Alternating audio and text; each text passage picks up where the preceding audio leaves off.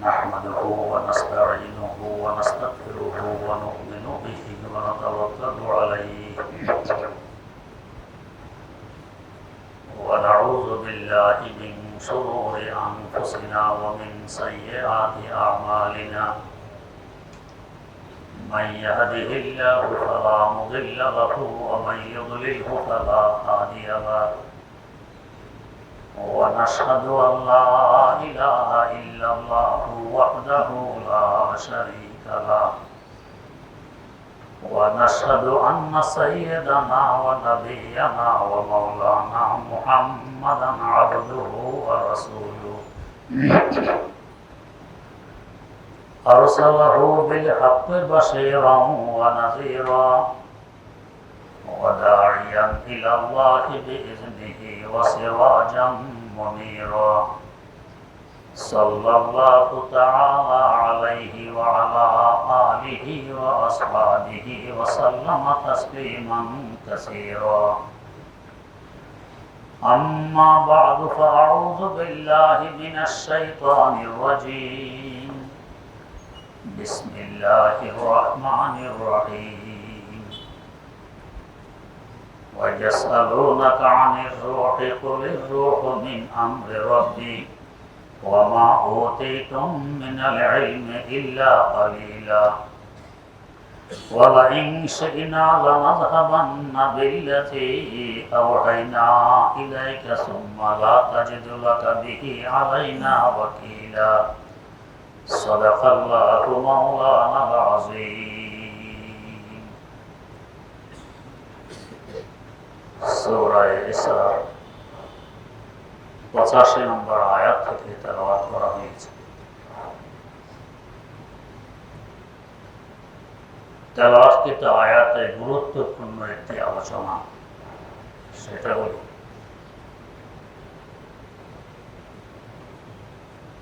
মুশরিকিনে আরবরা ছিল মূর্খ, লেখাপড়া তেমন জানত না। আহলে কিতাব তথা ইহুদি এবং খ্রিস্টানরা লেখাপড়া জানত। রাসূল আকরাম সাল্লাল্লাহু আলাইহি ওয়াসাল্লামের আবির্ভাবের পর অনেকে বাস্তবে রাসূল নাকি রাসূল নয় বুঝার মতো যোগ্যতা মুশরিকদের নেই। এরা নিজেরাই কথা বুঝত। তাই তারা তাদের থেকে 3 জন মানুষকে ইহুদিদের কাছে পাঠায়। এক ব্যক্তি আমাদের এখানে নবী দাবি করতেছে, আসলে কি সে নবী না এমনি দাবি? কিছু প্রশ্ন আমাদেরকে শিখিয়ে দিলে প্রশ্নগুলো করতাম নবী কিনা বোঝার জন্য। ইহুদির আলেমরা 3টি প্রশ্ন শিখাই দেয়। একটি প্রশ্ন, ওই কয়েকজন যুবক যারা মূর্তি পূজক বাদশার উপদ্রব থেকে সরে গিয়ে পাহাড় গুহায় আশ্রয় নিয়েছে, ওরা কারা? 2 নম্বর প্রশ্ন, সারা দুনিয়া বিচরণ করেছেন কে? 3 নম্বর প্রশ্ন, রূহ কি? এই 3টি প্রশ্ন করার পর যদি 3টি প্রশ্নের উত্তর দিয়ে দেন, বুঝবে তিনি নবী নন। আর যদি কোনো প্রশ্নের উত্তর না দেন, তাহলেও বুঝবে নবী নন। আর যদি 2টি প্রশ্নের উত্তর দেন, একটির উত্তর না দেন, তাহলে বুঝবে যে তিনি নবী। মুশরিকরা তো বিশাল কিছু হাতে পেয়ে গেছে, প্রশ্ন করবে। এসে হযরত রাসূল আকরাম সাল্লাল্লাহু আলাইহি ওয়াসাল্লামের কাছে 3টি প্রশ্ন তুলে ধরে। এভাবে তাকে ইহুদিরা একবার প্রশ্নের সম্মুখীন করেছিল।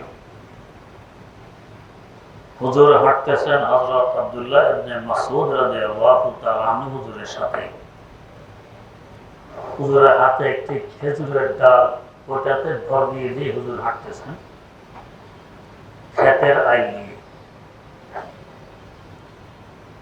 কিছু ইহুদি এখানে হুজুরকে আসতে দেখে কেউ কেউ বললো যে তাকে আমরা কিছু প্রশ্ন করব, সত্য নবী কিনা পরীক্ষার জন্য।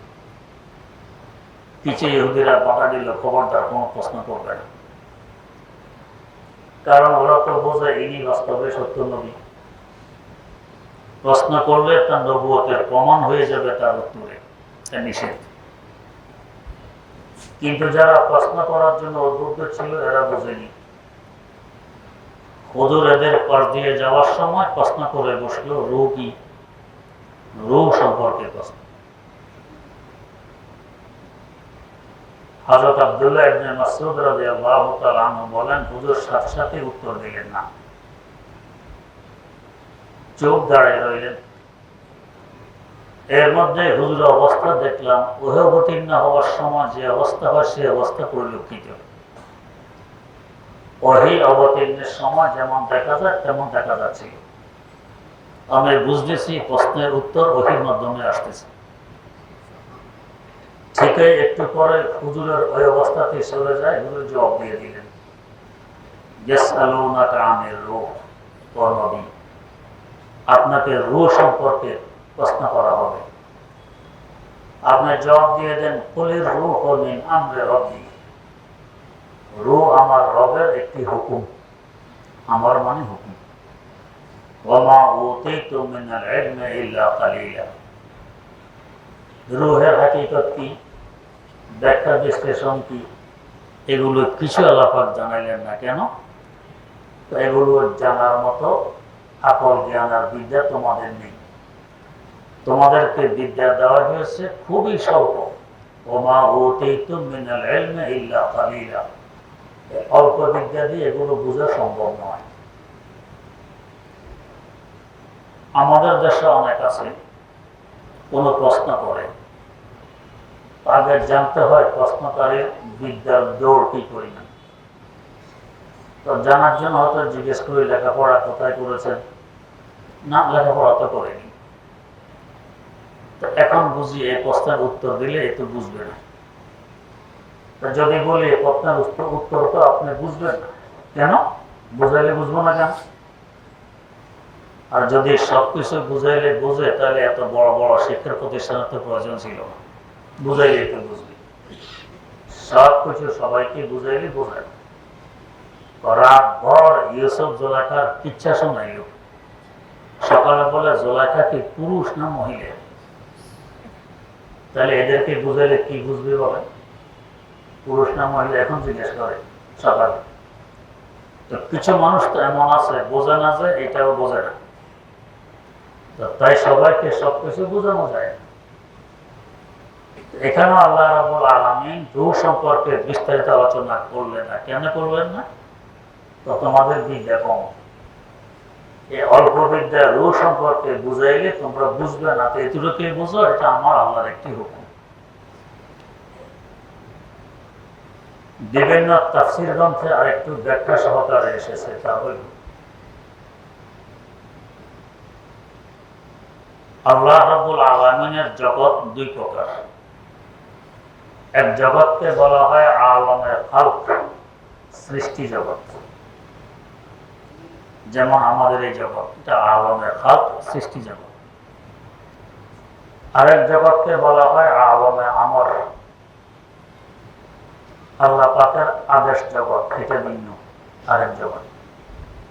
তো আলমে খালকে তথা সৃষ্টি জগতে থাকা অবস্থায় আলমে আমর তথা আমরের জগৎ সম্পর্কে এরপরে হয়ে যায়, ওইটা আলমে আমর, আলমে কুম। আলমে খালকের মধ্যে আমরা যে সৃষ্টি, সাধারণত 5টি বস্তু আমাদের মধ্যে আছে, 5 বস্তুর সমন্বয়ে আমাদেরকে সৃষ্টি করা হয়। যেমন একটি মেশিন, ধরুন মাইক, মাইকের একটি আছে মেশিন, একটি আছে ব্যাটারি, একটি আছে হর্ন, আরেকটি আছে মাইক্রোফোন, বিভিন্ন পার্টস আছে। এই পার্টস গুলোকে বানানোর পর এগুলোকে আবার জোড়া দেওয়া হয়, সংযোগ দেওয়া হয়। এরপর সুইচ দিলে কথা বললে কথা বড় হয়, সুইচ না দিলে সারা জিন্দেগি কথা বলেন, কথা বড় হবে না। এই যে পার্টস গুলো আপনি তৈরি করলেন, একে বলে আলামের খালক। এগুলো সৃষ্টি, মানুষ বানিয়েছে। এরপরে কোন পার্টকে কোথায় রাখবেন, একে বলে আলামের কদর। কাকে কোথায় রাখতে হবে রাখলেন। কোন আকারে রাখবেন, কাকে বলে আলামের তাসবির। কোন আকারে রাখবেন, ঠিক ওই পার্টগুলোকে ওই হিসাবে ওই আকারে সৃষ্টি করে ফিট করার পর সুইচ দিলেন, এখন কথা বললেই কথা বড় হয়। সুইচ দেওয়ার পর ভিতরে কি ঢুকেছে? কারেন্ট, বিদ্যুৎ, পাওয়ার। এটাকে মনে করেন আলামে আমর, এটা রূহ। মাইকের রূহ হইল এই বিদ্যুৎ আর পাওয়ার, এটা দেখা যায় না। বাকি পার্ট সবগুলো দেখা যায়, মেশিনও দেখা যায়, ব্যাটারিও দেখা যায়, মাইক্রোফোনও দেখা যায়, হর্নও দেখা যায়, তারও দেখা যায়, সব দেখা যায়। প্রত্যেক বস্তুকে কিভাবে সৃষ্টি করতে হবে, বানাইতে হবে, ওইভাবে বানানো হইল আলামে কদর।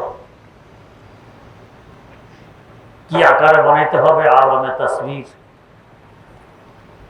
এরপরে যায় সুইচ দিলে পাওয়ার ঢুকলো, এটা হলো আলামে আমর। আমরাও এরকম, আমাদেরকে আল্লাহ পাক মাটি, পানি, বাতাস, আগুন এগুলো সব দিয়ে সৃষ্টি করছেন। হাত কিভাবে বানাইতে হবে, চোখ কিভাবে বানানো লাগবে, পা কিভাবে বানানো প্রয়োজন, মাথা কোথায় রাখবে, পা কোথায় রাখবে, চোখ কোথায় রাখবে, কান কোথায় রাখবে, সব আল্লাহ পাক নিজ নিজ অবস্থায় সৃষ্টি করবেন আলামের কদর। কাকে কোন সুরতে সৃষ্টি করতে হবে, আলামের তাসবির। কাকে কোথায় ফিট করতে হবে, আলামের কদর। হাত সিনার দুই পাশে, চোখ কপালের নিচে, কান মাথার দুই পাশে, নাক আমাদের সামনে, পা নিচে, মাথার উপরে। এটা আলামে কদর। করার পর আল্লাহ পাক বললেন কুম, বাস আমরা চিন্তা হয়ে গেছে, নড়াচড়া আরম্ভ করে দিয়েছি। এটা আলামে আমর, তাকে বলে রূহ। এটা দেখা যাওয়ার বিষয় না। এই যে ফ্যান ঘুরতেছে, তার ভিতরে তো রূহ আছে। ফ্যানের পাখা 3টা 4টা 5টা 6টা পাখা, ভিতরে তামাক তার কতগুলো, এগুলো সব ঠিকঠাক ভাবে সৃষ্টি করে ফিট করলেন। সুইচ দিলেন, ঘুরা শুরু হয়ে গেল। সুইচ দেওয়ার পরে ভিতরে কি ঢুকলো? কারেন্ট ঢুকলো, পাওয়ার ঢুকলো। এটা হলো ফ্যানের রূহ, এটা আলামে আমর। তো প্রত্যেক বস্তুর মধ্যে যাওয়ার পরে রূহ তার আকার ধারণ করে। ফ্যানে গেলে ঘুরে, বাল্বে আসলে আলো দেয়, বরফের কারখানা গেলে ঠান্ডা বরফ বানায়। এক এক জায়গায় এক এক রকম। ঠিক প্রাণীর রূহ এরকম। মানুষের মধ্যে আসলে এটা মানুষের রূহ, শুকরের মধ্যে গেলে শুকুরের রূহ, কুকুরের মধ্যে গেলে কুকুরের রূহ, বিড়ালের মধ্যে গেলে বিড়ালের রূহ। যেখানে যাবে তার স্বভাব ধারণ করবে। এখান থেকে একটি প্রশ্ন বেরিয়ে আসে, এই যে কোরবানি গেল, কত বুদ্ধিজীবীরা লেখালেখি, কত বক্তব্য, কি একদিন এতেগুলো পশু নষ্ট করার কোনো যৌক্তিকতা নেই। এই পয়সাগুলো গরিব দুঃখীকে দান করে দিলে আরো বেশি ভালো হতো তাদের যুক্তি। যেভাবে প্রত্যেক বস্তু রূহ আছে, ইবাদতেরও রূহ আছে। নামাজের রূহ একরকম, রোজার রূহ আরেক রকম, হজের রূহ আরেক রকম, যাকাতের রূহ আরেক রকম, কোরবানির রূহ আরেক রকম। কোরবানির রূহ কি? নির্দিষ্ট পশুর গলায় ছুরি চালানো, এটা কোরবানির রূহ। আপনি ছুরি না চালিয়ে দান করে দিলেন, চাই পশুরে দান করেন, টাকায় দান করেন, রূহ তো নেই, তো কোরবানি হইল না।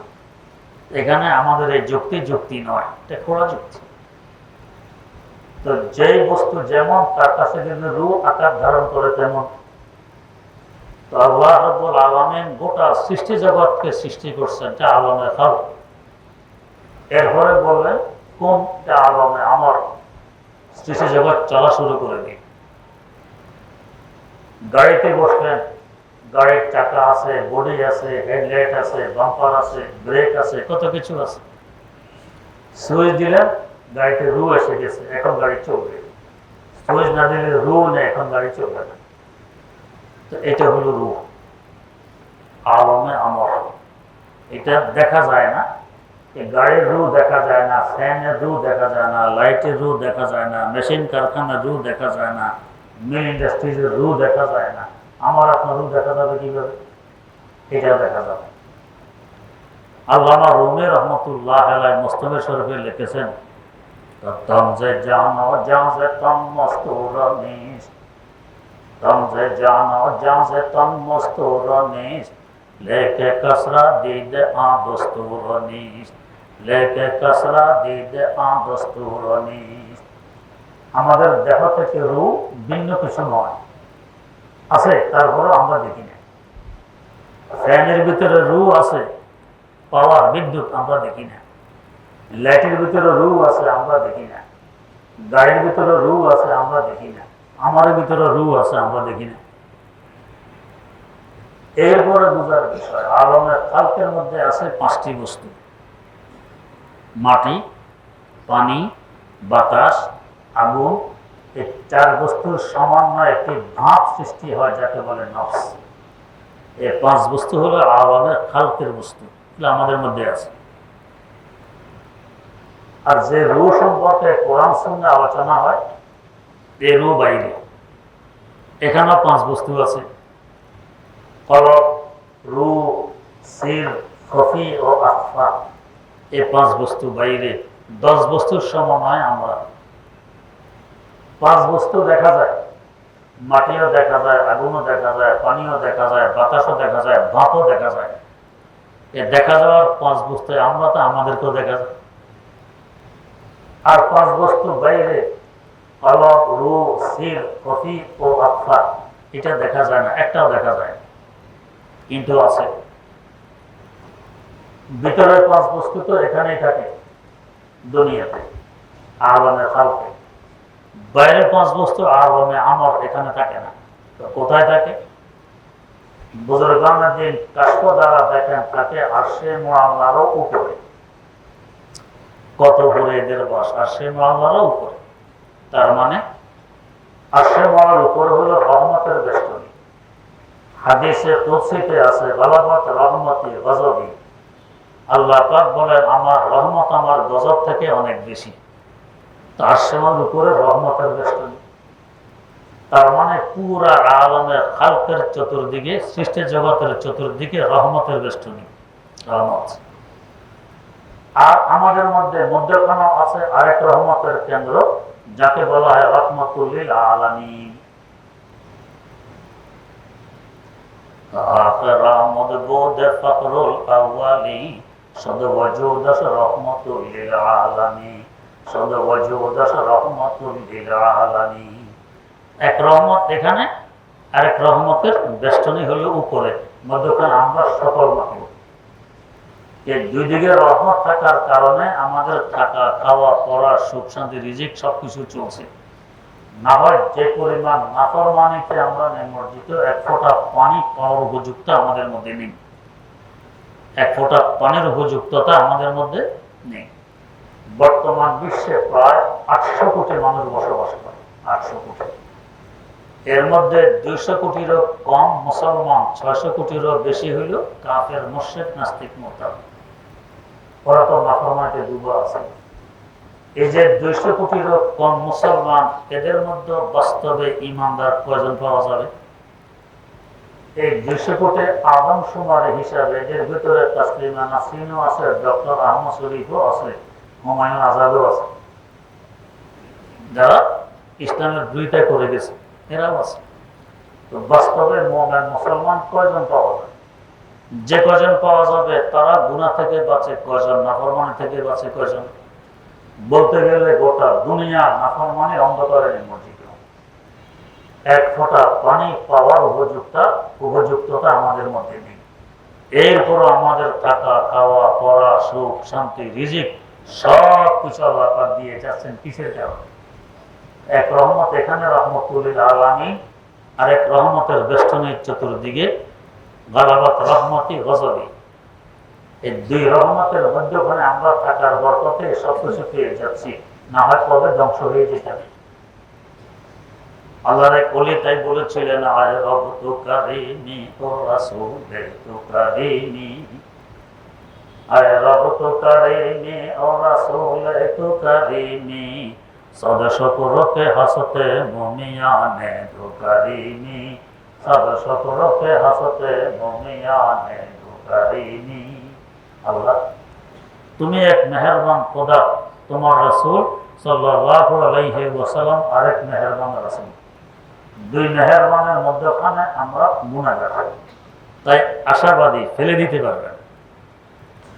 আল্লামা আলী মুনাজাত রেখেছেন মুসাদ্দাসের মধ্যে, তো লিখতেছেন, हमने याबद है तेरा फिर है तुम्हारे, हमने याबद है तेरा फिर है तुम्हारे, निस्बत बहुत अच्छी है मगर हाल बुरा है, निस्बत बहुत अच्छी है मगर हाल बुरा है। আল্লাহ, নেককার হই আর বদকার হই সম্বন্ধ বড় উদ্দেশ্য। তোমার দিকে তাকাইলে আমরা তোমার বান্দা, তোমার হাবিব সাল্লাল্লাহু আলাইহি ওয়াসাল্লামের দিকে তাকাইলে আমরা তার উম্মত। সম্বন্ধ কত উদ্দেশ্য, আশাবাদী আমাদেরকে ফেলে দিবে। রাতে 2টা বাজে এক যুবক হাতে পিস্তল বুলেট ধরে নিয়ে আসছে থানায়। আমার পরে সে পরিচয় দেয়, আমি প্রধানমন্ত্রীর বাগিনা। কি করবে? শাসন মানে বাসায় পৌঁছায় নিয়ে আসবে। কেন? সম্বন্ধ উদ্দেশ্য প্রধানমন্ত্রীর বাগিনা।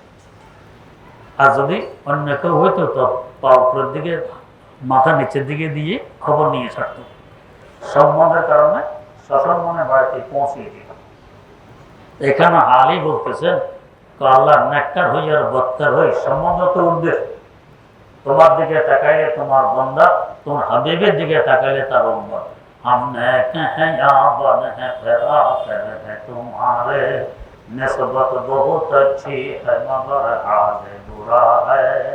সম্বন্ধ বড় উদ্দেশ্য, আশাবাদী ফেলে দিতে পারবে। তো রহমতের বেষ্টনী যেখানে, সেখানে বসবাস করে আমাদের বাইরের 5 বস্তু, আমাদের কলব, আমাদের রূহ, আমাদের সির, আমাদের খফি, আমাদের আত্মা। এক কলব ভিতরে আছে, অন্তর, দিল, হার্ট। কোরআন সুন্নাহ যে কলব নিয়ে আলোচনা করে সেটা এটা নয়, সেটা হলো উপরেটা, বাইরেটা। 5 বস্তু উপরে, 5 বস্তু নিচে, এখানে আমাদের কাছে। যদি নিচের 5 বস্তুকে উপরে 5 বস্তুর সাথে যোগাযোগ করায় সম্পর্ক গড়ে তুলতে পারি, তবে আমি মানুষের মতো মানুষ, আমার আত্মা তখন হয় বিশুদ্ধ।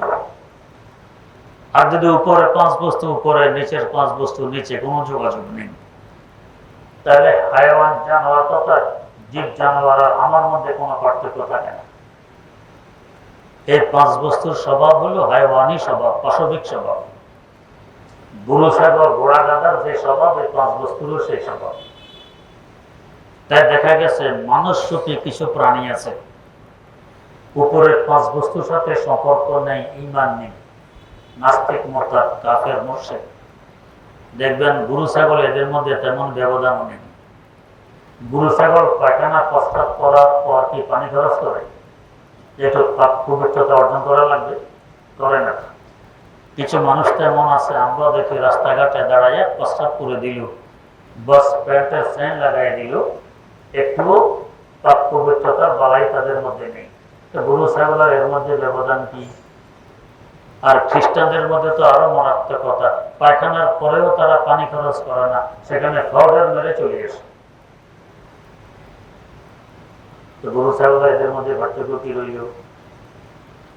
আচ্ছা, যারা গরুর মধ্যে স্ত্রীলিঙ্গ গাবি, ছাগলের মধ্যে স্ত্রীলিঙ্গ সাগি, কুকুরের মধ্যে স্ত্রীলিঙ্গ কুতুন্নি, দেখেছেন তারা বোরকা পরিধান করতে না, হেজা পরিধান করতে না, ওদের পুরুষ যেভাবে চলে এদের নারীও সেভাবেই চলে, কোনো ব্যবধান নেই।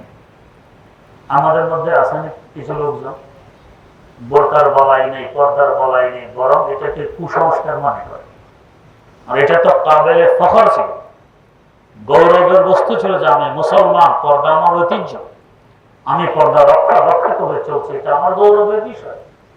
পরে এটাকে ওটা কুসংস্কার মনে করে। তাহলে ওই গরু, ছাগল, শুয়োর, কুকুর আর বিড়ালের মধ্যে এদের মধ্যে কি পার্থক্য আছে বলেন তো? গরু, ছাগল, কুকুর, বিড়াল খাওয়া দাওয়া করার সময় এই বিবেচনা করে যেটা হালাল না হালাল, পাক না না পাক করে না। মানুষ সুখী কিছু হাইওয়ান তো এমন আছে, এরা খাওয়া দাওয়া সুখে কি মদ না এটা অন্য কিছু, না শুয়োরের গোস্ত না কুকুরের গোস্ত, কোনো ব্যবধান এদের মধ্যে আছে? নেই। যা পায় তা খায়, ইঁদুরও খায়, চিকাও খায়, কুকুরও খায়, বিড়ালও খায়, সাপও খায়, সব কিছু খায়। তাহলে কি ব্যবধান এদের আর হাইওয়ান জানোয়ারের মধ্যে? কোনো ব্যবধান তো নেই। গরু, ছাগল রসি ছিটতে পারলে কার খ্যাট খায় চিন্তা সে করে যে আমার মালিকের না অন্য কার? চিন্তা তো করে না, পাইলে খেয়ে নেয়। কিছু মানুষ তো এমন আছে, আমি যে খাচ্ছি, পয়সা পকেটে ঢুকাচ্ছি, আমার মালিকের বিধান অনুযায়ী না মালিকের বিধান লঙ্ঘন করে ঢুকাচ্ছি, তাদের মধ্যে বলাই নেই। তাহলে হাইওয়ান জানোয়ার এদের মধ্যে কি পার্থক্য? কোনো পার্থক্য তো নেই। পার্থক্য হইল এই ভিতরের পাঁচ বস্তু আমার মধ্যে যেমন আছে, সকল হাইওয়ান জানোয়ারের মধ্যেও আছে, সব এই হিসাবে এক, কোনো ব্যবধান নেই। উপরের যে আরো পাঁচ বস্তু আছে, এটা একমাত্র মানুষের আছে, অন্য কোনো মাখলুকের নেই। এই কারণে মানুষ আশরাফুল মাখলুকাত। ওই পাঁচ বস্তু উপরে না থাকলে অন্য হাইওয়ান জানোয়ার যে দশা আমাদের ঘটতো সেই দশা। ওই পাঁচ বস্তুর সাথে যোগাযোগ যদি রাখতে পারি, যেহেতু ওরা থাকে রহমতের দেশে, ওরা থাকে নূরের দেশে, সেখান থেকে নূর এবং রহমত প্রভাব বিস্তার করে আমার এই পাঁচ বস্তুর মধ্যে। এই পাঁচ বস্তু তখন নুরানি হয়। এরা পর্যন্ত থাকে জুলমানি, অন্ধকার, এরা থাকে নিম্নমুখী, আর উপরে পাঁচ বস্তু থাকে ঊর্ধ্বমুখী। ওরা নূরি আর এরা হলো জুলমানি, এরা অন্ধকার। যদি আলোর সাথে অন্ধকারের যোগাযোগ না থাকে, আলো জীবনও অন্ধকার জীবনও দূর হবে না। তার মাধ্যমে যোগাযোগ করে সুইচ দিলে লাইট জ্বলবে, তো অন্ধকার দূর হবে। তো ঠিক তেমনি ভাবে উপরে পাঁচ বস্তু হলো নূরানি, ওগুলোর সাথে ভিতরের পাঁচ বস্তুকে যোগাযোগ করাইতে পারলে ওখান থেকে নূর এখানে বিস্তার লাভ করবে, রহমত এখানে প্রভাব বিস্তার করবে, তবে এরা নূরানি হবে, রহমতওয়ালা হবে। এ হবে তখন আশরাফুল মাখলুকাত, বাস্তবে মানুষ। তাই বুজুর্গান বলেন, আযম আল্লাহ একে বাহারা দাদি ওয়াজবাহা ইয়ামনি জহাম, আযম আল্লাহ একে বাহারা দাদি ওয়াজবাহা ইয়ামনি জহাম, বগজা রাজ হেজে বাহা ইয়ামকিজ মালা একে বগজারি। বান্দা, তোমার এক সম্পর্ক তো হাইওয়ান জানোয়ারের সাথে। এই পাঁচ বছর তোমার ভিতরে, পাঁচ বছর হাইওয়ান জানোয়ারের ভিতরেও আছে, এইসবে একটা। আর আরেক সম্পর্ক নূরের তৈরি ফেরেশতাদের সাথে, এরাও নূরই, তোমার পাঁচ বস্তু আছে নূরের দেশে, ওরাও নূর। তো যদি হাইওয়ান জানোয়ারের সম্পর্ক বর্জন করে নূরের সম্পর্ক গড়ে তুলতে পারো, তো ফেরেশতা থেকে তোমার মর্যাদা বেড়ে যাবে। ফেরেশতারা তোমাকে দেখে আফসোস করবে, এর মতো মানুষ কেন হতে পারলাম না। খোদা না করো যদি তার বিপরীত ঘটে,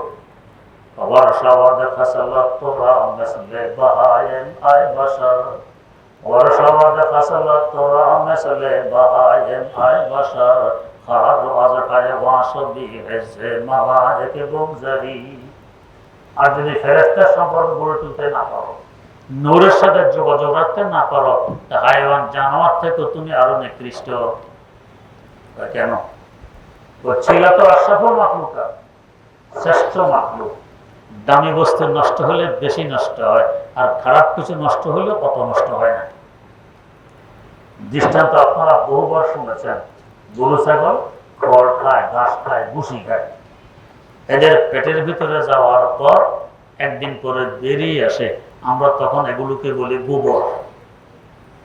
নিজ হাতে ধরে গাছের গোড়ায় দিই, খেত খামারে ব্যবহার করি, রোদ্রে শুকিয়ে আগুন জ্বালিয়ে ভাত তরকারিও পাক করি। আর আমরা কাচ্চি, বিরিয়ানি, পোলাও, কোরমা, কালিয়া, কোপ্তা, কি দামি দামি খাবার, এক এক প্লেট 1,000 টাকা মূল্য। আমাদের ভিতরে যাওয়ার পর নষ্ট হয়ে বেরিয়ে আসে, নাম বলতেও ঘিন লাগে। এটাকে বলে কি? গু। বলতেও ঘিন লাগে, দেখতে ঘিন লাগে, শুনতে দুর্গন্ধ। কি অবস্থা! কেউ যদি বলে এক প্লেট এনে জমা, গতকালকে এটা 1000 টাকা মূল্যের ছিল, আজকে 10 টাকা দিলে চলবে, নিয়ে যান, রাজি হলেন তো? কি বলতেছে, এত খারাপ কেন? আগে অনেক ভালো ছিল। আর বসিয়ার ঘর অত ভালো, অত দামি ছিল না, নষ্ট হয়েছে, অত নষ্ট হয়নি। আর আমাদের এটা অনেক দামি ছিল, এক প্লেট 1000 টাকা মূল্যের, নষ্ট হওয়াতে বেশি নষ্ট। ভাত যদি নষ্ট হয়, ভাত পানি দিয়ে দিয়ে লবণ কাঁচামরিচ দিয়ে খাওয়া যায়, কেউ বলে স্বাদও আরো বেশি লাগে। আর বিরিয়ানি নষ্ট হয়ে একেবারে গুয়ের গন্ধ, সাবান শ্যাম্পু দিয়ে ধুলেও এটা খাওয়া যাবে না। কেন? এটা দামি ছিল। তো ছিলাম তো দামি আশরাফুল মাখলুকাত, নষ্ট হয়ে গেলে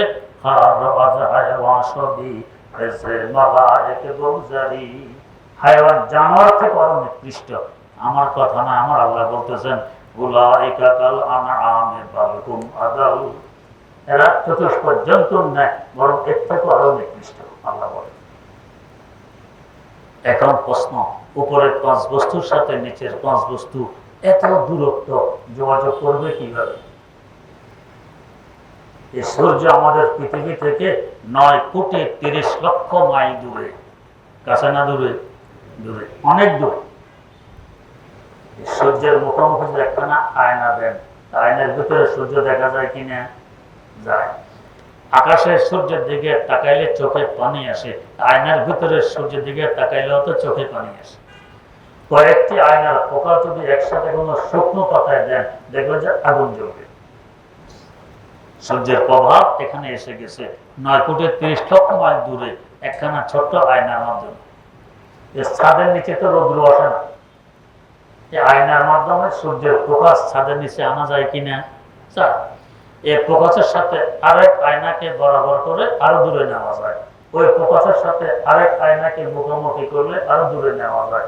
এভাবে লক্ষ কোটি কিলোমিটার দূরে নেওয়া যাবে আয়নার মাধ্যমে। আল্লাহ রাব্বুল আলামিন আসমানের উপরে রহমতের নূরওয়ালা 5 বস্তু ও তার প্রভাব আর প্রকাশ আনতে হবে আমাদের ভিতরে। আল্লাহ পাক একখানা আয়না আমাদের জন্য দিয়ে দিয়েছেন, সে আয়নাটি হলো মুহাম্মাদুর রাসূলুল্লাহ সাল্লাল্লাহু আলাইহি ওয়াসাল্লাম। এই আয়নার মাধ্যমে সেখান থেকে রহমত এসে গেছে, হয়ে গেছেন কি রহমতুল লিল আলামিন। আর তার আয়নার মুখোমুখি করেছেন 100,00,000 সাহাবায়ে কেরাম রাদিয়াল্লাহু তাআলা আনহুমের আয়না, হয়ে গেছে সাহাবাতু কুল্লুহুম উদুল, সকল সাহাবী আদিল এবং জান্নাতি। কুল সাহাবা আদিলান আইয়ারে যা জান্নাতি হাসাতাম দেশকে জুমলাশা দরকাতে সাহাবাত গুমানি হামাকুম নিজে গাহে বজবানি হামাকুম। जुमला लफ्ज़ शाय शामर पुस्तेदा नस्से कुरान ও হাদিস আনুদরা। সকল সাহাবী জান্নাতি, একজন যাবে। কিছু মানুষ দুঃসাহসিকতা দেখায়, সাহাবীদের সমালোচনা করে। তার নমুনা দেখার একজন আপনার থেকে আপনার সাহাবীর নমুনা দেখাও পাবে কিনা? কোথায় সাহাবায়ে কেরাম?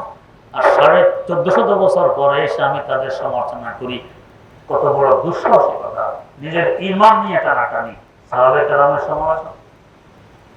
সব সাহাবী জান্নাতে কেন? নবীর আয়নার সাথে তাদের আয়না মুখোমুখি। সাহাবায়ে কেরামের আয়নার সাথে তাবেঈনদের আয়না, তাদের আয়নার সাথে তাবেঈনদের আয়না মুখোমুখি ছিল। তো হয়ে গেছে খায়রুল কুরুনি কারনি সুম্মাল্লাযীনা ইয়ালুনাহুম সুম্মাল্লাযীনা ইয়ালুনাহুম। শ্রেষ্ঠতম যুগ আমার যুগ, আমার সাহাবায়ে কেরামের যুগ, এরপরে তাবেঈনের যুগ, তারপরে তাবেঈনের যুগ। এই 3 যুগ হলো দুনিয়ার সৃষ্টি থেকে নিয়ে কিয়ামত পর্যন্ত পুরা সময়ের মধ্যে সবচেয়ে উত্তমতম যুগ। এরকম যুগ আকাশের নিচে জমিনের উপরে কোনোদিন হয়নি, হবেও না। কেন? আয়নার মুখোমুখি। এভাবে বুজুর্গানে দ্বীনের আয়নার মাধ্যমে এখন পর্যন্ত এসেছে সেই আসমানের উপরে নূর এবং রহমত। তাই বুজুর্গান বলেন রক্তে দাড়ি সেই নারা বা সেই না এ রক্তে চোঁবা আয়না এ বা আয়না এ রক্তে চোঁবা আয়না এ বা আয়না এ। আয়নার সাথে আয়নার যোগাযোগ করে 9,30,00,000 মাইল দূরের সূর্যের আলো লক্ষ কোটি মাইল দূরে নেওয়া যায়। এভাবে আল্লাহর ওলিদের কলব নামক আয়নার সাথে যোগাযোগ রাখলে আসমানের উপরে রহমত আর নূরের প্রভাব আমাদের মধ্যে সহজে আনা যায়। আল্লাহ রাব্বুল আলামিন আমাদেরকে তৌফিক দান করুন, যাতে আমরা এভাবে নিজের আত্মাকে বিশুদ্ধ করতে পারি। সুবহানাল্লাহি ওয়া বিহামদিহি, সুবহানাকাল্লাহুম্মা ওয়া বিহামদিক, আশহাদু আল্লা ইলাহা ইল্লা আনতা, আস্তাগফিরুকা ওয়া আতুবু ইলাইক।